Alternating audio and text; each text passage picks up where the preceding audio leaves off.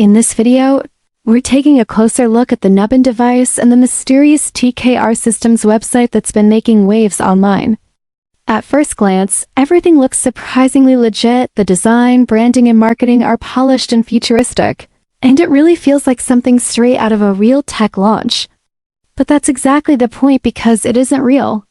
It's actually a fictional product from the Black Mirror episode San Junipero, part of a brilliant piece of storytelling that blurs the line between fiction and reality.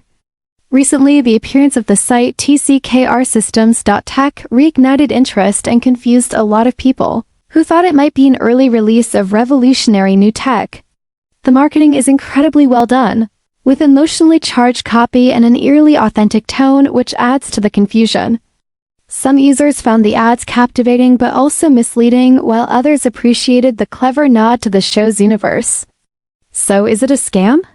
Technically no, but it's also not something you can buy or use.